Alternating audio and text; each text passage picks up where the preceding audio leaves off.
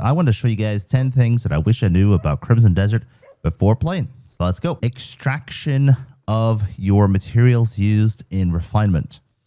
This is a huge one. So you go to any smithy pretty much and you go to extraction. Now you don't get 100% of your resources back. So this one here, the ring shield, for example, I was using shields for a while and I didn't refine it much, but I just want to show you how I get my stuff back here. So I get some iron ore back and some copper ore, which isn't really worth much, to be honest. And you don't get 100% of your materials back all the time. Some materials it's 70%, some materials it's even less. And for example, I have this Blackwing leather here that I was getting ready for that one boss fight that takes lightning resistance. And I could pretty much bring it back to level 1. So you can bring it back from level 5 all the way down to level 1. I'm going to bring it back to level 1. And it's going to get me a ton of materials so that I can then use them to upgrade the stuff that I'm actually using right now. I have lizard leather cloak as well. I can get some ivory from that one, which is huge. I'm going to do that for sure. But I also want to show you that if you have anything fully refined in this game, you can actually get all of your stuff back. So you get a full percent of your Assyrian scales and you get your abyss artifacts back as well. This is especially useful if you want to start leveling up your character. So I can bring my refinement down to level 4 on my red needle, for example, and I'm going to get a lot of stuff back for that. We are going to just skip this cutscene and see what we got. We got Assyrian scales, 47 iron ore, we got 43 copper ore, 23 bloodstone, and yeah, so at the end of the day, this is one of the coolest features for testing out equipment without having to worry too much about losing out on all of the materials. So best of luck with this one. So for these guys here, these bushes, all you got to do is middle mouse click them and you'll insta kill them. And then you just pick up the abyss cells. And for the big guys, I'm going to see if I can find one of the big lads for you. You do the exact same thing. You middle mouse click and you'll pretty much one shot them. On obviously your controller, you're just doing force palm attack, just a simple version. And then this is one of the big guys here. If you get too close to this thing, it'll eat you and you will pretty much die instantly. What you got to do is just a little bit back from them, middle mouse button, and then they'll drop one of these things and you pretty much just put that into your cuckoo pot. So just use the claw and put it into your cuckoo pot. So I'm going to give you a couple of tips related to clearing out areas. So we're just going to kill these guys and I'm going to tell you a couple of things while I am fighting these ones. So the first thing I'm going to tell you is when you're down to the last like 10%, if there's only 1 or 2 enemies left, go around and collect the food from the enemies, from the bodies on the ground. Do that quickly before enemies start respawning. If you do that, you'll get some pretty cool stuff, including recipes that you wouldn't have been able to get before. And these bodies will unfortunately disappear once we get this down to 0. All right, so these guys are back now, so I'm going to clear out these guys real quick. And as you notice here, they respawned, so they keep like reinforcing themselves until you get it down to 0. And then obviously get yourself down to 0 and get that cutscene. Usually killing the bigger ones does a little bit more to the percentage than killing the smaller ones. So it's often better to just go for the big guys. As you can see, all the dead bodies are gone, so I wouldn't have been able to get that recipe as an example if I hadn't collected it while I had a chance. But there is a new setting in this game, and I'm going to show you how to work it to your advantage. So you go to settings, and then you go to gameplay, and you go to Re-blockade frequency. Now, if you keep it on stable like I do, then re-blockades do not occur. If you change it to conflict, they'll happen from time to time. And if you change it to war, they'll happen frequently. So let me explain why I have it on stable, and let me explain how to use the war function.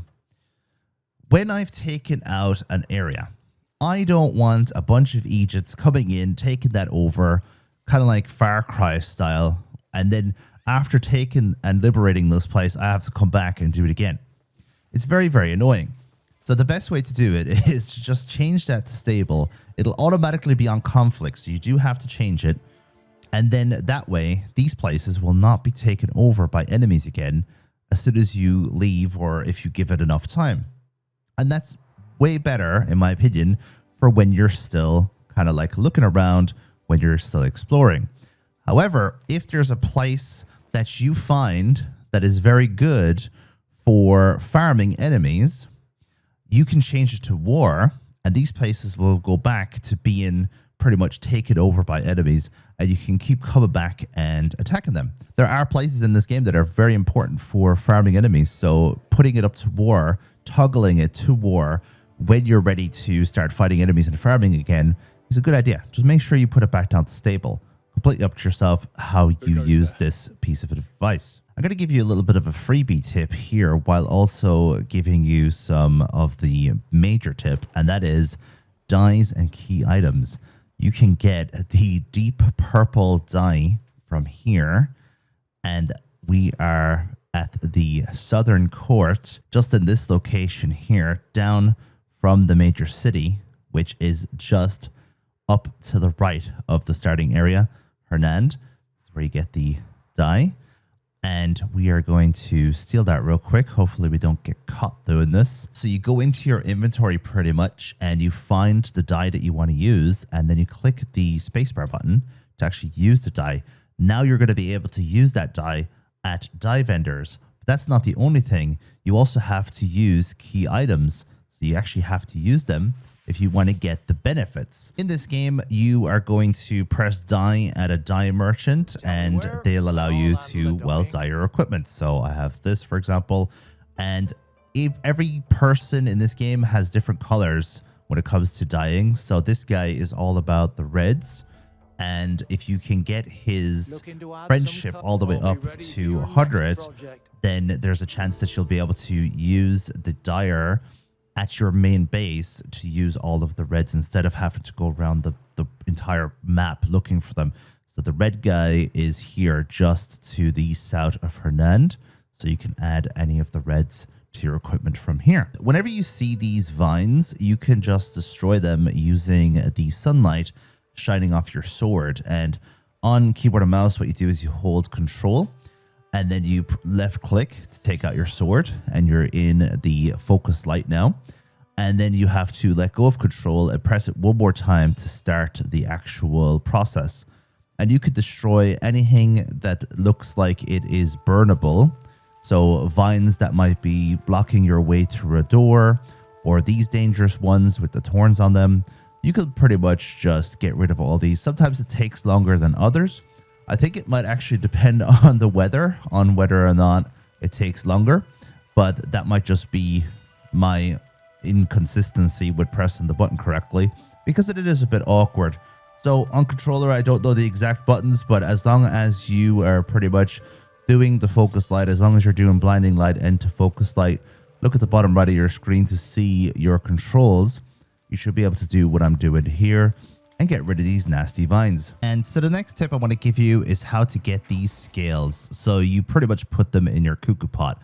So grab them like this and press F to seal them.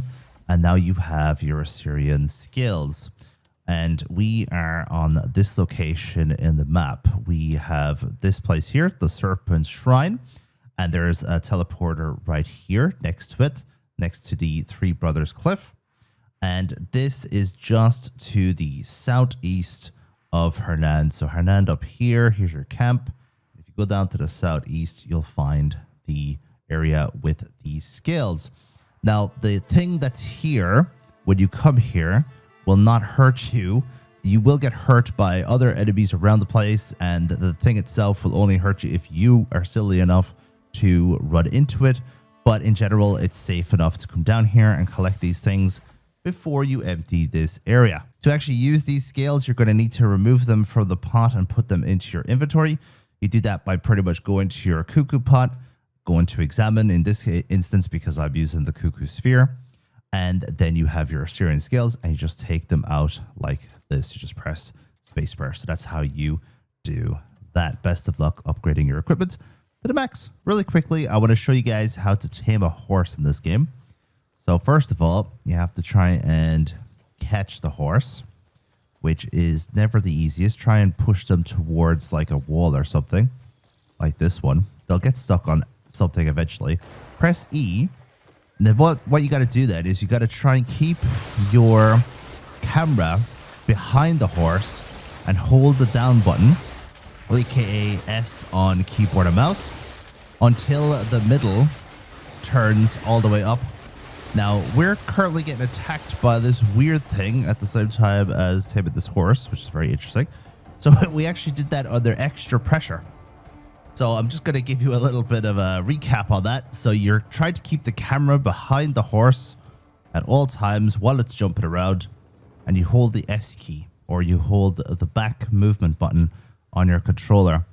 And as the symbol in the middle goes up, it turns yellow. And one of the best places to find horses I find is between A and N in Hernand. So Hernand town just up here, up to the left, and there are some horses for you to grab for yourself. I'm gonna go find out what that thing was and kill it. So I want to show you guys how to get rid of these bloody shiny rocks in Crimson Desert. So what you got to do is you got to go up to the rock and you got to press X to go into the slow-mo mode.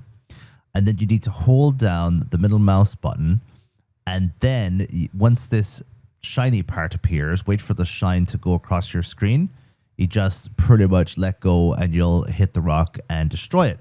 Now, I might actually get away with it here because I'm so close to the rock, and I didn't.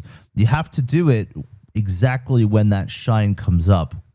Unfortunately, I'm going to have to do this again, but this time I won't be yapping all the way through it. I'll just hit it as soon as the shine comes up. So there you go. And the reason why that happens, by the way, is because if you didn't know, that force Pam attack is actually a ranged attack. And when you have the leaf in the middle of the screen, if it goes further away from you, you're actually able to reach as far as that goes. So it's not just in front of you. It goes all the way out there.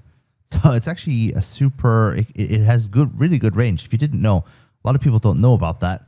And you could hit things that are a good bit away. Now, if you don't have this ability unlocked yet, let me show you the name of it real quick. It is called the Focused Force Pam, and you learn it from here in this location. So just around this pathing here, your lantern will start shining and you'll see somebody doing the attack, and you learn it from them.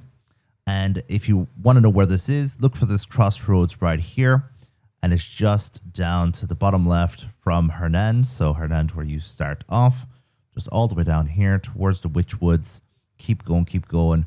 And then eventually you'll end up on this path here. And you'll pretty much just learn it from a guy who's either here or here. I think it's that one, but I learned it so long ago, I'm not sure which one it is. Either way, just shine your lantern on the person doing it, and you will have the ability unlocked for yourself. And thank you very much for watching today's video. Let me know what you think of it. Let me know if you have any questions, and I'll see you guys in the next one.